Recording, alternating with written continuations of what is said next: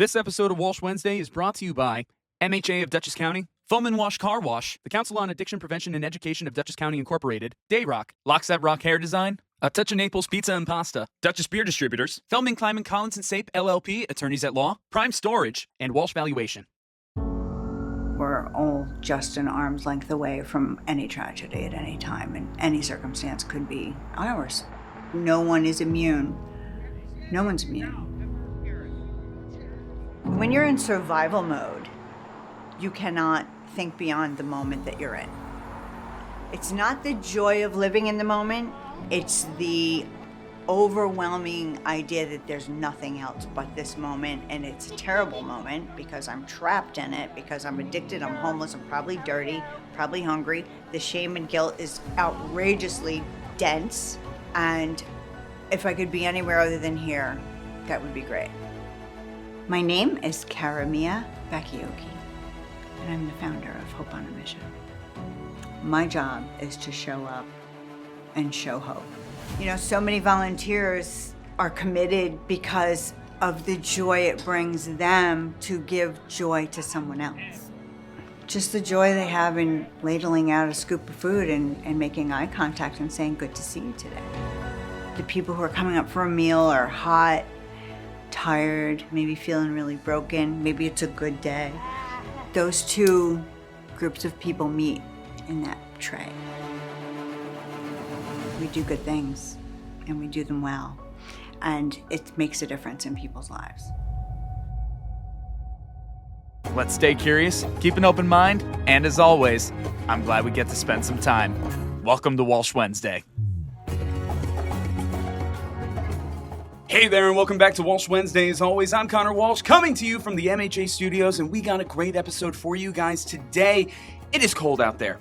And yeah, I know, right? Yeah. It is very cold out there, and for many of us, we're very lucky that we have a spot that we can call home and that we can feel warm, we can feel safe, and we can feel rested. But you know what? There's a lot of people out there that don't have that luxury. And especially when you're in, you know, below freezing temperatures and actually below zero temperatures at this point. It was -4 today. We got to really look into the people that have those kinds of issues, and it's for all different reasons, and it may not be the reasons that you think. So with us today, from Hope on a Mission, serving the homeless and addicted with compassion, grace, and love in the heart of Poughkeepsie, New York, we have with us CaraMia Bacchiochi. Cara, how are you? CaraMia. CaraMia is the full first name. Yes, please. Yep. I'm well, and I'm warm, thank you. Last night, not so much. We were out in the street doing one of our pop-up provisions, and we were serving food on not cleared off sidewalks because of the amount of snow we've recently had. Yeah. And battling shop owners who say that we can't set up in front of their space even though it's public property. Yeah. So, you know, we serve the people who everybody else looks over. Yeah, no, because I was just looking at your Facebook before we got going today, and I was looking at it and I saw the videos you were posting of you guys being there. God bless y'all for being out there in that cold, because I've had to do a number of events recently, and when I'm loading my car in and out, it's rough. It's like brutal. I'm still wearing gloves, but my hands are freezing and red and hurting by the end of it. Yeah. So I can only imagine what you're feeling, but I can only imagine what the people that you're serving are feeling. Yeah. So a lot of it, that's a big part of why we do what we do, no matter what. Yeah. That's why we make sure, because excuse me, there are many people. I think annually in January, Dutchess County does a count, or the state does a count. We run around 300 people who report that they are homeless. They're without housing, proper housing. They might use the shelter system. They may be trying to stay in a tent. So Saturday night we had a group of 3 that were staying in a tent, but eventually it got too cold, and one of our community members ended up in the ER because of frostbite. But then once he was treated, he was released, and then they kicked him out of the waiting room. Yeah. You know, so where do I go next? The shelters are crowded. The warming centers are crowded. I don't know how, but probably because fire code, right? They can only have X amount of bodies in a space at a time. So they say they're full, and you get turned away. Yeah. And that's when you go to the one place that you're looking for warmth, and you get turned away, where do you go next? And it's a very difficult thing. Yeah. So Dutchess County government has a list, though. Yeah, and it's a good thing that what you're doing, you're offering hot meals, you're offering a variety of different things to people, which is very important. It's like, you have something like this. I'm not making a joke out of this by any means. I am just using a visual for people out there. Yeah. The film Groundhog Day. I think of the old man that Bill Murray's character constantly tries to save. Okay. The elderly homeless person the scene of him unfortunately freezing to death comes to my mind. I don't remember movies, so I can't help you. But It's I all understand good. what you're saying. It's yeah. all good. For anybody out there, and, this being February, this is coming out in February. Okay. Groundhog Day, of anybody who just watched that's the scene that comes into my mind. Okay. And I see the snowdrifts that we have right now. Yeah. And even before this interview, before this was even set up, I was thinking that. Yeah. I'm like, holy crap, like, could there be somebody underneath one of these? Could there be an issue? Could somebody be freezing right now? Like, what is happening? So, as you said, you're out here in the cold. You're doing this 365. This is all year round. But 52 weeks a year, no matter what. But let's talk about right now, since we are in the cold of winter, why is this so important to do these pop-up provisions right now? Actually, what is exactly the pop-up provision, and what do you offer for anybody who's unaware of what you guys do? Sure. So I'll start by saying, excuse me, that all of this is informed by my own experience of being homeless and addicted. Back in the 80s, I came into Poughkeepsie from Connecticut to attend Chrysler Business Institute. I came from a home that regularly used alcohol and marijuana. Nobody really ever faced their own problems, and nobody ever checked in with me to see how I was feeling about stuff. We just naturally picked up drinks and drugs because that was the family culture. Unfortunately, or fortunately for me, that took me out of myself. Well, I was already out of myself. So truth be told, it took me further down the path of disconnection. Gotcha. And so the further disconnected I came from myself and community, the easier it was to slide down the dark hole into and accept less and less every time. Like the movie Groundhog Day, when you become addicted, that alarm goes off at 6 a.m. and it's the same freaking day again. Yeah. And I have to go out and find more. If I'm addicted to a substance that creates a physical addiction, like an opiate, then I need to find enough to just get me back to zero, because I start out at a negative. I have to get to zero, and then I can start to operate maybe as a typical human in my own body. Yeah. My typical, not a, general typical. Yeah. What is general typical, though? But I get what you're saying. But so we understand in the Western Hemisphere, in America, in New York, in Poughkeepsie, that general is like I wake up and I have a warm house, maybe. Yes. I have at least bedding to stay warm in, and maybe you don't have heat right now, because that's true for a lot of people. Yeah. But I've got layers of clothes. I'm still indoors. Yeah. And maybe I have friends that I can go to who they have heat. Or I can we say not to do it, but we all do it. Turn the oven on to heat the house. Oh, yeah. Run the shower to heat the bathroom, and then we all cuddle in the bathroom. I've done all of these things either when I couldn't afford to pay my bills or when I became homeless and I was struggling. And, you find a place. Oh, yeah. You run into the McDonald's bathroom and you turn the hot water on and you just warm your hands up a little bit. So, of course, I get off on a tangent and then I don't know what I'm saying. Good. It's all good. So anyway, back to when I was struggling with homelessness and addiction and suffering all the things, that was actually training. It was information to become the woman now that I get to be. Yeah. And so all of what we do is informed by my own experience. So the things that I couldn't do for myself, I couldn't feed myself, I couldn't clothe myself, could barely take care of my hygiene. My addiction took me so far away from taking care of myself that I didn't take care of myself, and then I couldn't take care of myself. So having a space, be it on a sidewalk or in a building or wherever, where I could, without shame or guilt or remorse, show up and say, I need panties. I need baby wipes, because these things didn't even exist back in the 80s. There was no such thing as baby wipes. There was no bottled water. There were no cell phones. You needed a quarter to call anybody from a payphone on the corner. So those are some comforts that appear now. But when it's 2 degrees or minus 2 degrees, a pack of baby wipes to wipe up my body in an alleyway or an abandoned house is probably going to be frozen. Yeah. Unless I've been able to keep it in my pocket. So the items that we provide at our pop-up provisions, which are 4 meals a week. It's Tuesdays and Thursdays at 600 Main Street here in Poughkeepsie, from 6 to 7 p.m. If it's 6 o'clock on a Tuesday or a Thursday and the world hasn't blown up, we're there. Even during COVID, we were out. God bless you. Made sure, because addiction doesn't know what time it is, what day it is, what season it is, and certainly not what the global climate is. Yeah. You know, I could barely think of things outside of myself. I have to go get more because I have to stay disconnected, because when I come down from wherever I've been in my drug of choice, the reality of the decisions I've made and the slow betrayal of myself is so overwhelming, The way you just worded that, the slow betrayal of yourself. because that's what it is. Yeah. That's what it is. And that's sort of what happens to human beings, without getting too philosophical. Go right ahead. Our humanity is based on how people treat us as children. Oh, yeah. Now, I either am treated as a human being or I'm treated as less than a human being. Yeah. And because of my parents' circumstances and the way they treated themselves, for whatever their reasons were, they didn't have the gift of humanity to give to me. Mm. And so I didn't know that I had value because I had never been recognized or validated. Yeah. And so I carried that into, and then, you know, it was easy to just take a step down on the ladder of, what's the word I'm looking for? Self-worth. Mm.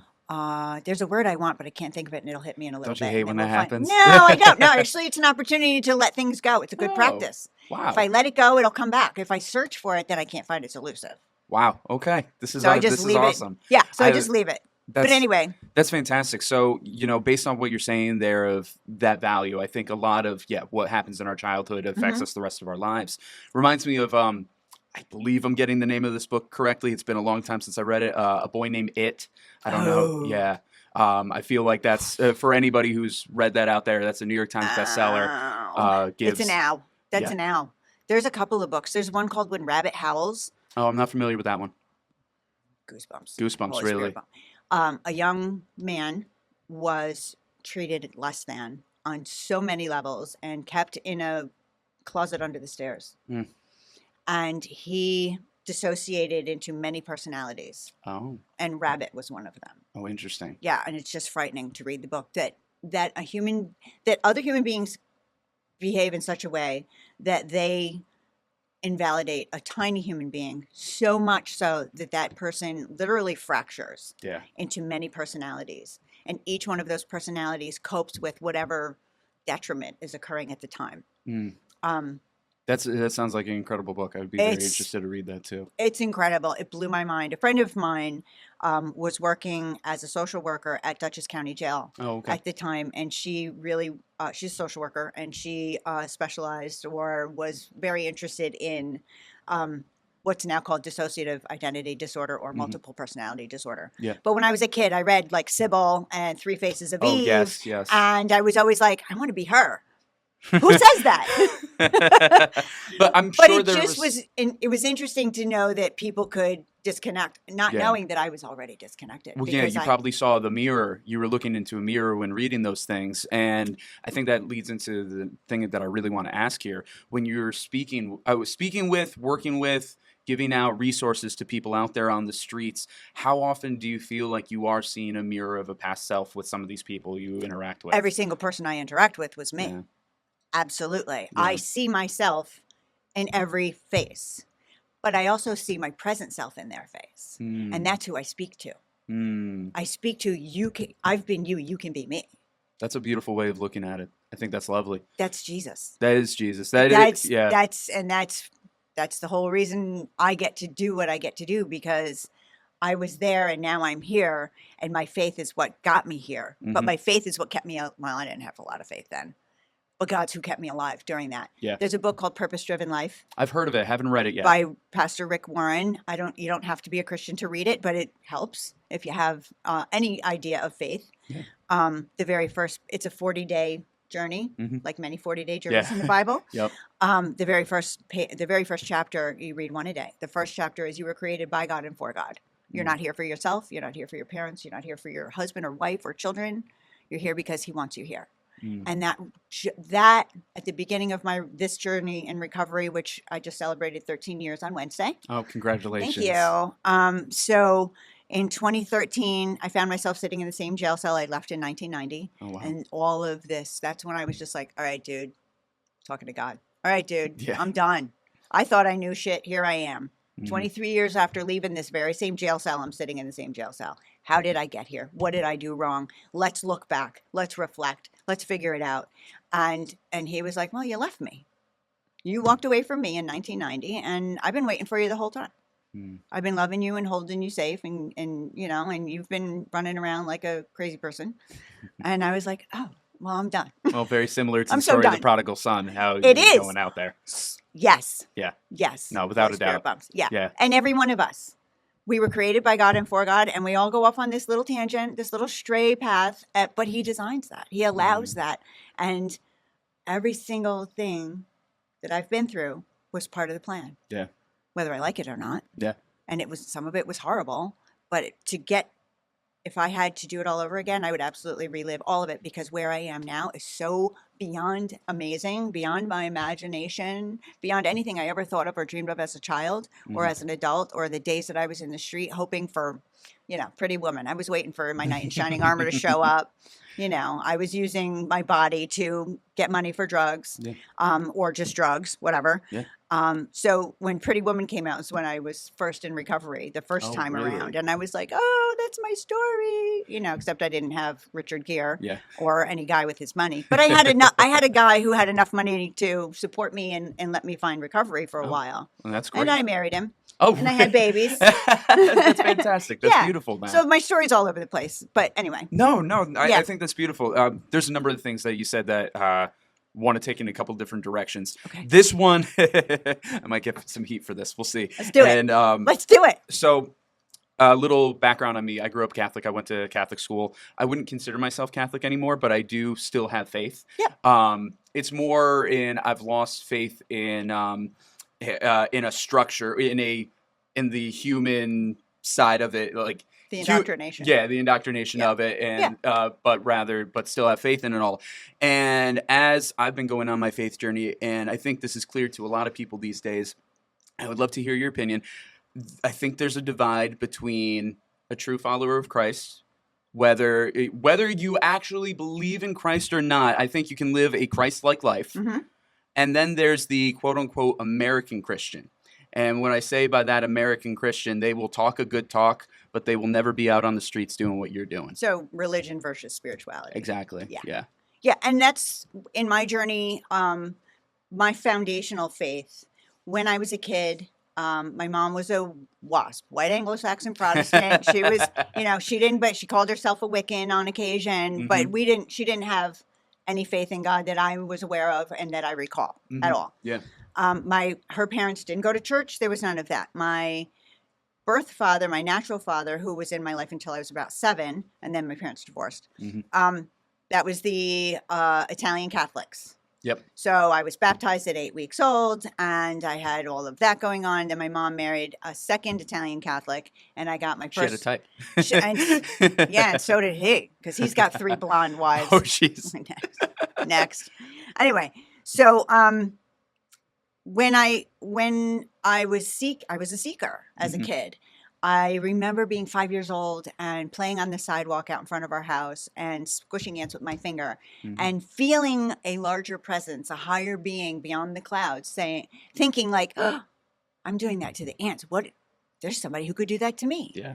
But of course I was doing a bad thing. I was just being a kid, but I recognized that I'm bigger than this. There's something bigger than me. Yeah. And not really, 5, not having a full understanding of that, but I remember that happening, and then sort of sent me on a trajectory to, well, what if there's something bigger than me? What's it like? Where is it? Who is it? What is it? Yeah. And so I ended up sort of, as I had a little more autonomy, 11, 12, 15 years old, I would go to church with families. It's like, oh, you go to church? I went to temple. I've done, I've hit all the bases on different faith traditions, I call them. Yeah. When I was in jail for the month of, I was in jail in 1990 from February to June. Well, Ramadan happened in that month. So I became a Muslim. I was a Muslim for a month. But I learned some things, so everything was just this little journey of a discovery. Yeah. What I've learned is what I learned in non-denominational Christian church is that it's a relationship, not a religion. Yeah. What I learned in parenting is it's relationship, not rules. If I have a relationship with my children, then they're going to want to please me. If I'm just running around with rules and banging them in the head with rules, then they're going to rebel. Yeah. Rules equal rebellion. Relationship does not. No. I mean, it's going to be a little bit. There's but, going to be always some right. give There's and no take. perfect thing, But yeah, yeah, you're right. Exactly. That's when you can actually nurture something, and that's when something positive can come out of it. Right. And again, it's connection. Yeah. So connection to my higher power, connection to my children, connection to my community. And pause. We're going to take a quick break from our interviews to hear from our sponsors. First up, we got our friend Andrew O'Grady from MHA of Dutchess County. This winter and holiday season, let's remember something simple but powerful. Check in on your neighbors. A quick hello, a phone call, or even a smile can make a world of difference. This is Andrew O'Grady, CEO at Mental Health America of Dutchess County. When we reach out, we're not just helping others, we're helping ourselves. Staying connected is one of the best ways to boost our mental health and well-being. At Mental Health America of Dutchess County, we believe in building a community where no one feels alone. So take a moment today, make sure you pass along a kind gesture, because kindness is contagious and connection matters. Who knows, maybe that person you made smile will do the same to somebody else. From all of us at MHA of Dutchess County, we wish you the happiest of holidays. And remember, we want you to be your best you possible. For 60 years, we here at Foam & Walsh Car Wash pride ourselves on giving back to the community because we're your neighbors. It's our community too. In celebration of Foam & Wash's 60th anniversary, we want to say thank you.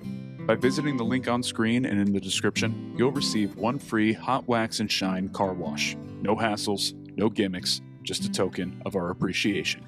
Foam & Wash Car Wash, home of the unlimited wash membership. Thank you for being part of Foam & Wash Car Wash's story for the last 60 years.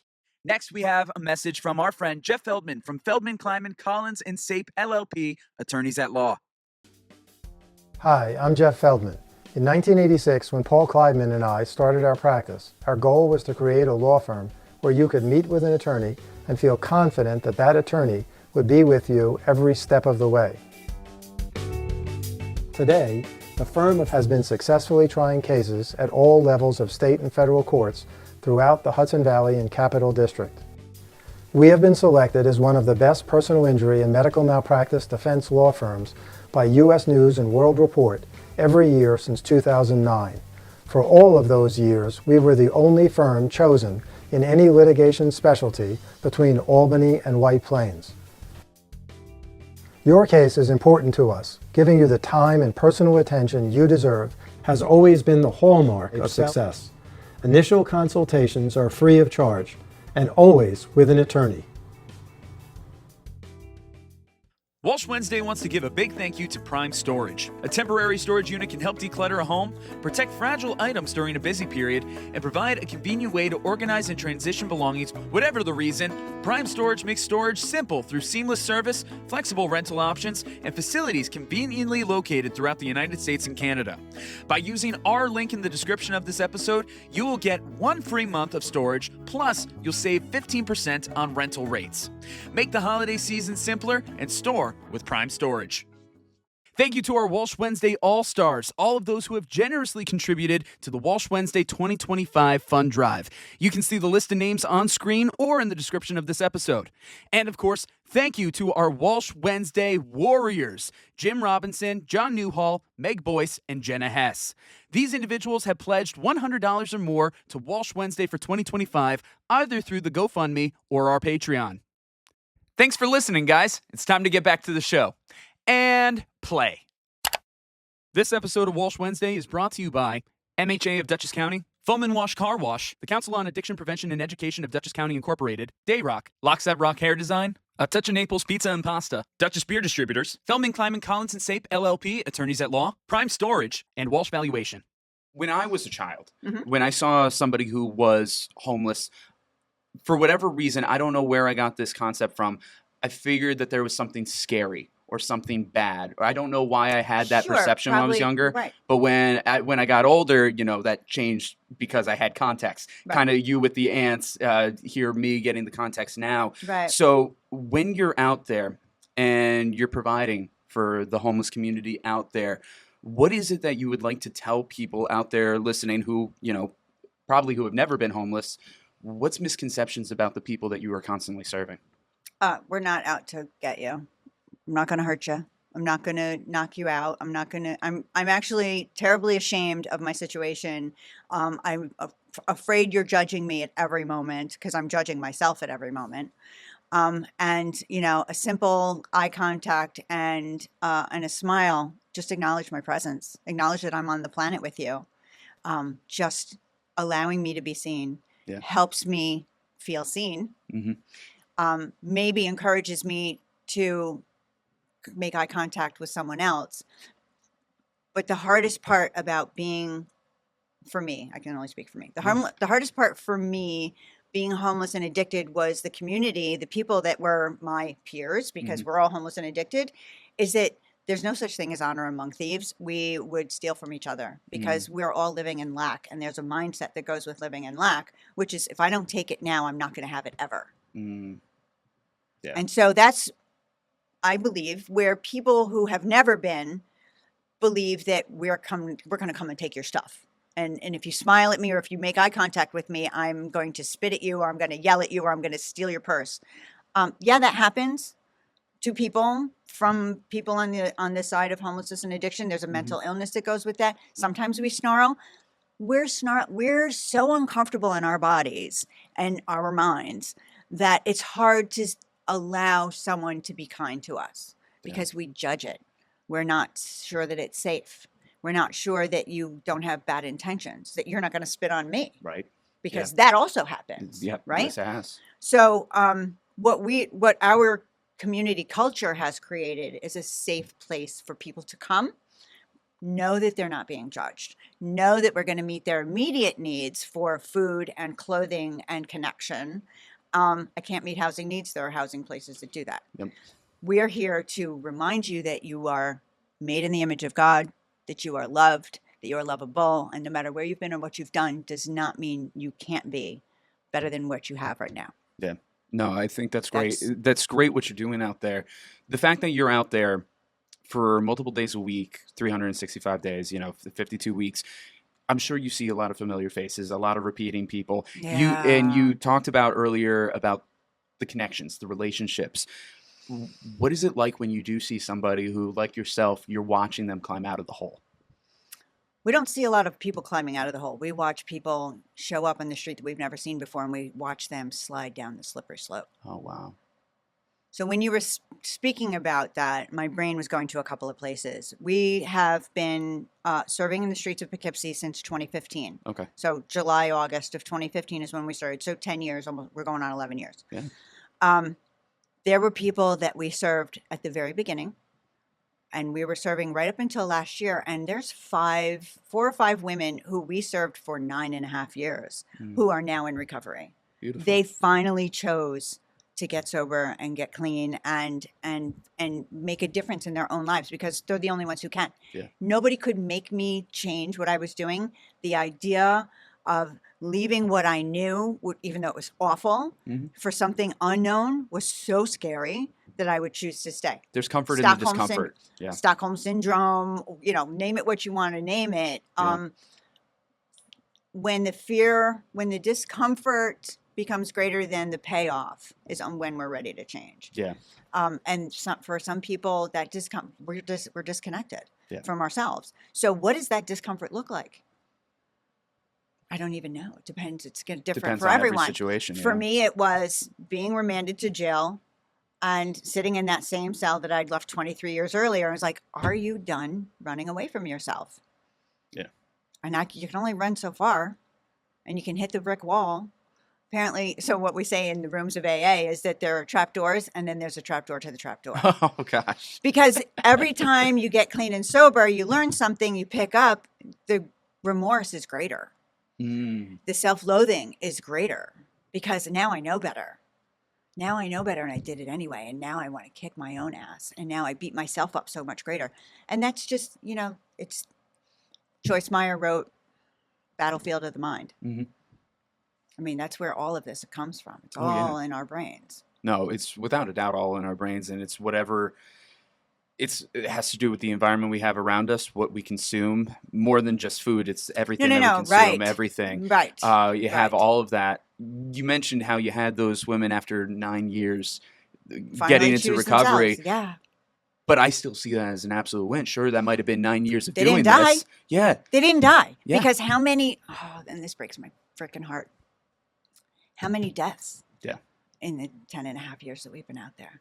How many deaths? When I started recovery in 2013, I went from jail in February of 2013 to transitional housing, which was run by Dutchess County Probation.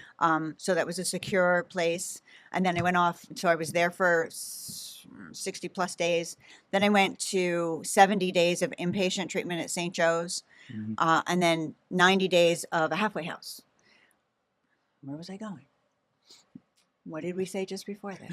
Well, we were talking about the deaths that you've seen within Thank you. So when I came back to Poughkeepsie from St. Joe's inpatient, and I was in Joseph's house, halfway house, I entered the Dutchess County Intensive Treatment Alternative Program, which is ITAP, and that's a program that's been running for years. It's a great program. Yeah. Nobody wants to go, but when I got there, I realized, I'm learning so much because I have to sit still. Yeah. And I was in that program for 14 months. I got there in July. I think fentanyl hit the streets in probably September or October of 2013. And within 6 weeks, we lost 9 people. Oh my God. Yeah. So there were only 58 people every morning in morning meeting. And then if somebody didn't show up, we were terrified that they had overdosed. Yeah. You would notice when somebody's not right, there. and we're a community, right? Yeah. We have to face each other and ourselves every single day. And part of morning meeting was you say that you're there, you state your recovery date, and then you state something you're grateful for or what you're struggling with or whatever. Yeah. But you shut down because there's an empty seat across the room from you again and again and again. It's not like somebody ran out and went to get high. It's like somebody frickin' used last night and they died today or in the last 12 hours. We left at 1 o'clock yesterday. It's 9 a.m. Where's that body? Yeah. Well, it's in a morgue. And that was terrifying. Yeah. Terrifying. And it was heartbreaking. And I just, anyway. No, but it's reality. And so that was in 2013. And then it slowed down. Thank God. Because people were either using fentanyl test strips or they moved away from using heroin so much. I don't know. Because again, I was on the recovery side then. But over the next few years, fentanyl came and went. Yeah. People used it or didn't use it. Then it became being sought out. Yeah. And heroin you couldn't even find heroin anymore. It was all fentanyl out there. And the deaths continued. And then this is January, 3 years ago this month, I lost 5 people in 1 month. I still work for Hudson River Housing at Rose Street as a recovery coach. And we had, at any given time, so real quick, Hudson River Housing created this program called, in collaboration with New York State called ESHI. Yes. It's Empire State. You know it? I'm familiar, but tell them for them. Right. So Empire State Subsidized Housing Initiative, ESSHI. And what that program does is it takes people who are chronically homeless due to mental health or addiction issues, which mental health and addiction is a mental health issue. Oh, absolutely. Next. And it provides them housing first. And then there's a contract that you sign that you agree to treatment, and that helps you stay in housing. And then you're supported financially and all the other ways. And so I work there. But we opened in 2020, and a lot of spaces got filled. There are 78 apartments, 39 of them are studios, and they are subsidized by ESHI. Yeah. And a lot of those people were still active. Yeah. And we had a lot of bodies in the 5 years. There have been 10 or 12 deaths just in those houses over that time. And so, again, we can't save anyone. We can provide them the opportunity to connect with us, love them, meet them where they are, help them find their way back to a better life. Yeah.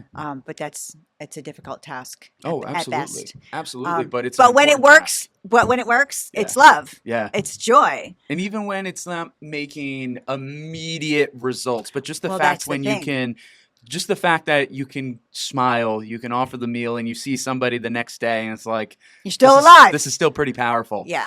And that's the thing too. Yeah. When people say, well, Narcan, you're just helping them keep using. No, I'm helping them No. breathe. I'm helping them stay alive, because if I'm dead, I can't get recovery. Yeah.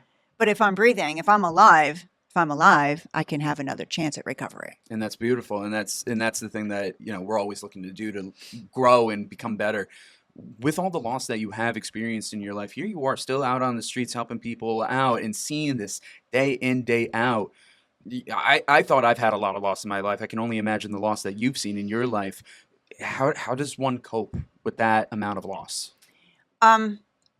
I recognize one of the things that God and I talked about when I was in jail in 2013 was he gave me a 30,000-foot view, right? So human beings have been human beings, and we've been doing human being things for thousands and eons, right? Eons. Yeah. We have not annihilated ourselves or one another or the planet yet, because he's still in charge. And therefore, everything that happens is cyclical. So I have to accept, and that's what works for me, is that everyone has an end date, and it just looks different for everyone. And some of us participate in getting our end date sooner, and some of us have no control over our end date, and it still shows up. Yeah. But humanity is here, and we're not here for ourselves. We're here as a collaboration of personalities trying to figure out how to help each other along. And when we're infighting, it's bad. And when we're loving each other, it's good. Yeah. That's a very holistic way of looking at things. things. And so loss is going to happen. And it really sucks when it happens to you or me or anyone. It really, really sucks. But there's a purpose in that too.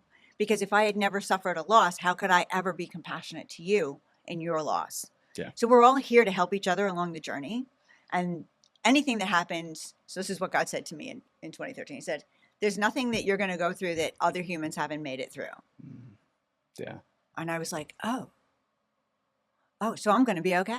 Yeah. I'm actually going to be okay. There are going to be parts that really, really suck, but I'm actually going to be okay. And I'm sure it makes you feel less alone. Yeah. I don't get the I'm unique and special and nobody's ever felt the way I feel thing. Yeah. That goes away. And that's a really big part of the poor me victim story that we carry around as children of destruction. Yeah. That just showed up. Yeah. Children of destruction. I felt like I was growing up in destruction. Did I suffer, a war-torn city? No, but my household had a war. Oh, yeah. There was a war going on in my household, and there was a war going on, in my head. Yeah. So, yeah. No, it's fascinating what a victim complex can create. I don't think that's the official term anymore, but that's the only one that comes to my mind these days.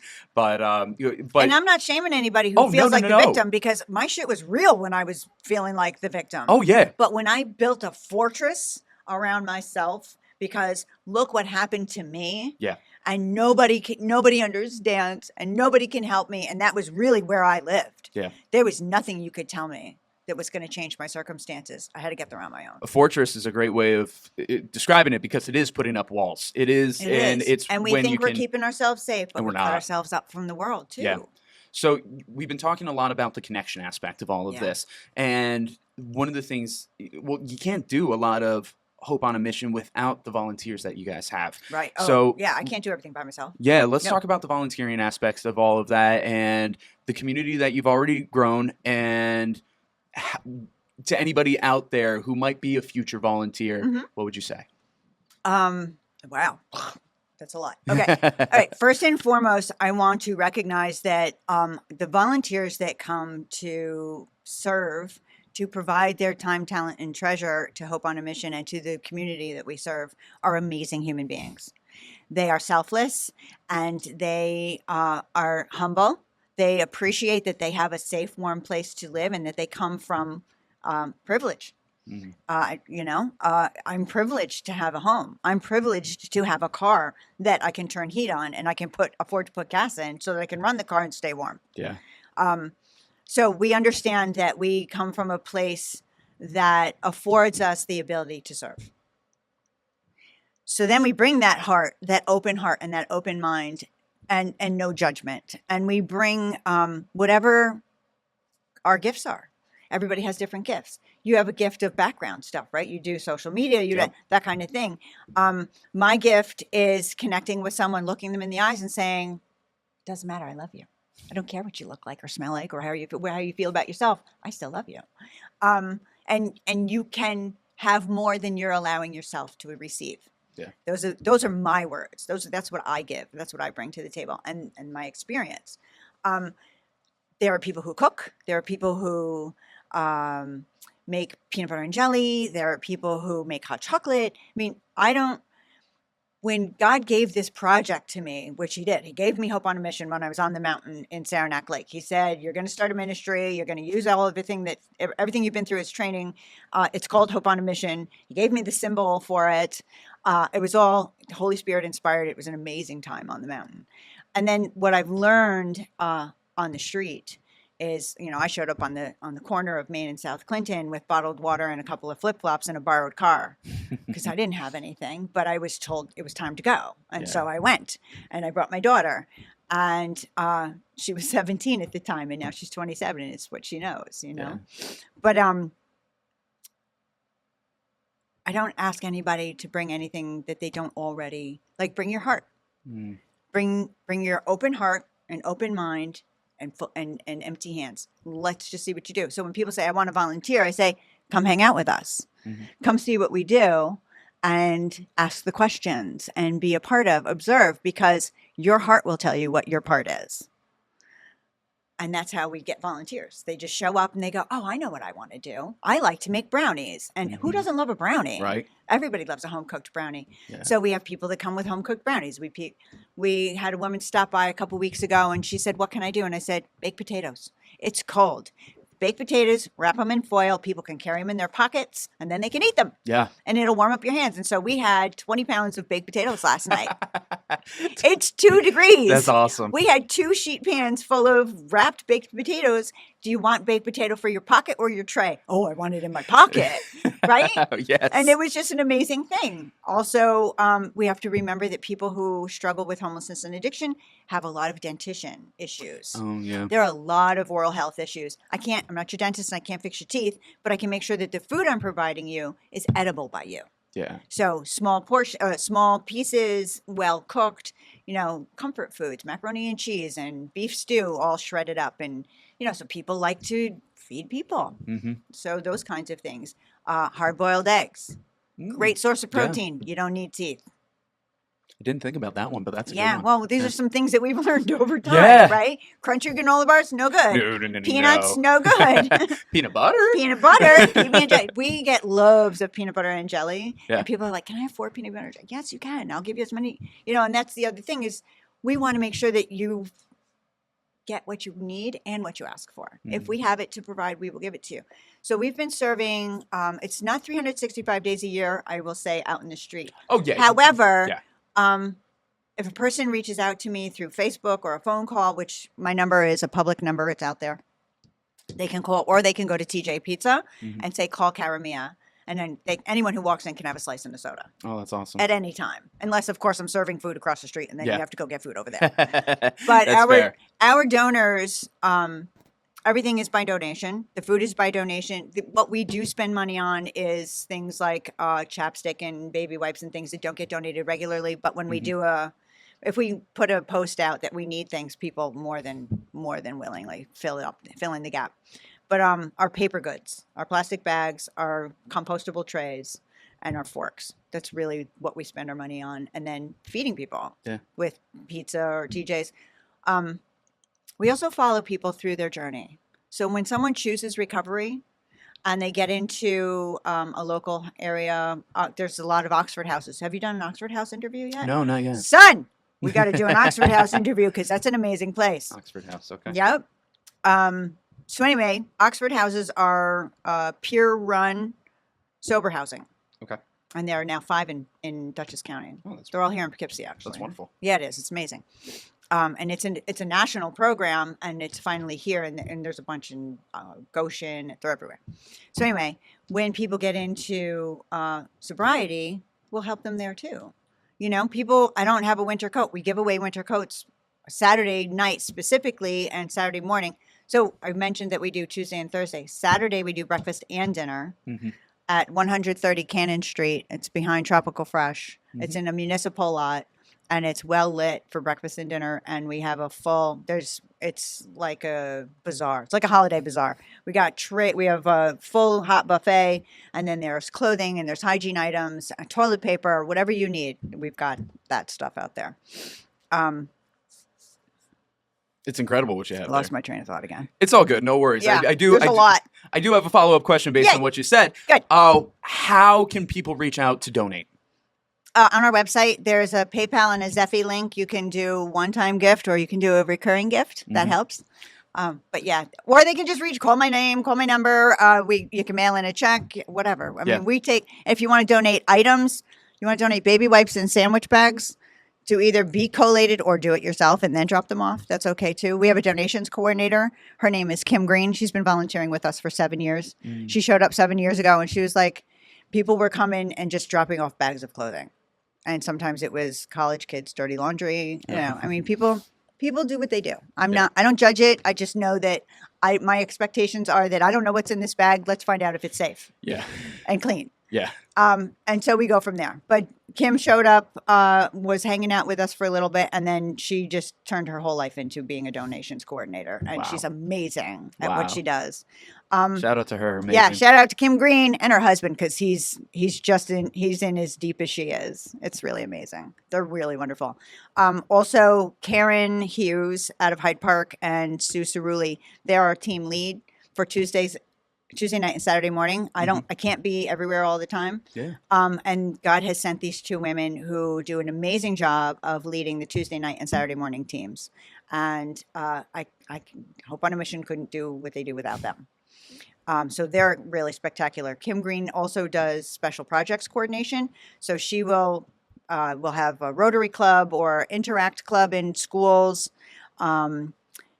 Girl Scouts, any civic group or organization that wants to participate. We will give you a case, like 500 pairs of Bombas, because Bombas donates 5,000 pairs of socks every year to us. Oh, wow. Yeah. I know Buy Bombas. They're a great company. They are. And I know they do a lot of outreach work. That's fantastic. Their story is a lot of fun, too. They had high hopes of donating 1 million socks. They've donated over 10 million. I was going to say, I think they've well exceeded that at this point. Yeah. Because So anyway, but we have projects. So if you have a civic group that wants to do something, LaGrange Middle School just did peanut butter and jelly. I don't remember what program that was, but there are a lot of needs, and they can all be met together. Yeah. That's great. Honestly, that is so good. For anybody out there who's watching or listening to this right now, as CaraMia has said, it's like, use the talents you already have. You don't have to reinvent the wheel here. If there are certain resources, certain talents that you already have that you can pitch in, whether you can do it regularly, semi-regularly, maybe like, okay, I can do this. Yeah, once a year. Every little bit helps. Yeah. And especially in the conditions that we're in right now, any little bit helps. So, CaraMia, thank you so much for being here on this episode of Walsh Wednesday. Oh, the time is coming to an end, yes. But with that being said... Hand warmers and emergency Mylar blankets. I was about to say any last little nuggets. So, hand warmers and the nylon blankets. Any other last little nugget that you would like to share with the Walsh Wednesday listening audience? Be kind to yourself. It helps you be kind to others. That's a great way to end that. Yeah. Fantastic. CaraMia, thank you so much for being here. Thank you so much. I appreciate it. I'm Connor. I'm CaraMia. And as always, we're glad we get to spend some time. And that's a wrap on this week's episode. Much love to our sponsors this week, MHA of Dutchess County, Foam and Wash Car Wash, the Council on Addiction Prevention and Education of Dutchess County Incorporated, Dayrock, Lockset Rock Hair Design, A Touch of Naples Pizza and Pasta, Dutchess Beer Distributors, Feldman, Kleiman, Collins & Sape, LLP, Attorneys at Law, Prime Storage, and Walsh Valuation. Thank you to our Walsh Wednesday All-Stars, all of those who have generously contributed to the Walsh Wednesday 2025 Fund Drive. You can see the list of names on screen or in the description of this episode. And of course, thank you to our Walsh Wednesday Warriors, Jim Robinson, John Newhall, Meg Boyce, and Jenna Hess. These individuals have pledged $100 or more to Walsh Wednesday for 2025, either through the GoFundMe or our Patreon. You can support this channel by becoming a Patreon member with memberships as low as $5 a month. With that, you can get behind-the-scenes content, your name featured in the credits of each episode, and access to the Spend Some Time chat. You can find that and more by scanning the QR code on your screen or by going to the links in the description. As always, I'm Connor Walsh, and I'm glad we get to spend some time.